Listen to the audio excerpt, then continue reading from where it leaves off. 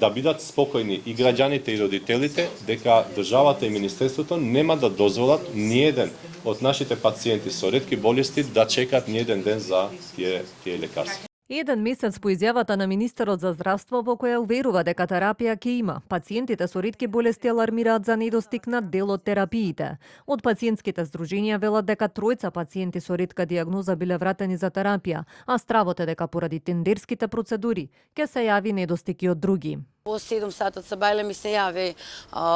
машна пациентка и ми кажа дека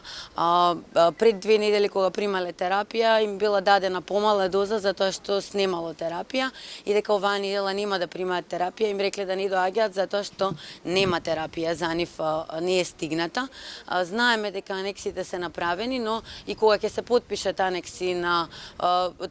тендер сепак има еден период на чекање од 2 недели, да речеме, а може би и повеќе, зависно од процедурите административни, па потоа нарачка да се направи, па набавката да се направи, да се донесат лековите, што значи дека овие пациенти ќе останат без терапија. Истите пациенти претходната година се соочиле со истиот проблем. Од Здруженијето за ретки болести порачаа дека од сега и за еден пациент да нема терапија ќе доаѓаат пред Министерството за здравство и нема да молчат. Од Министерство за здравство ветуваат секогаш дека се ќе биде во ред, но системски ова не е решено и каснењата продолжуваат. Ние бараме и поголема транспарентност од нивна страна и кога се регистрираат пациенти да се даваат потврди дека се регистрирани, дека се наоѓаат во регистарот за ретки болести, сакаме да се дава и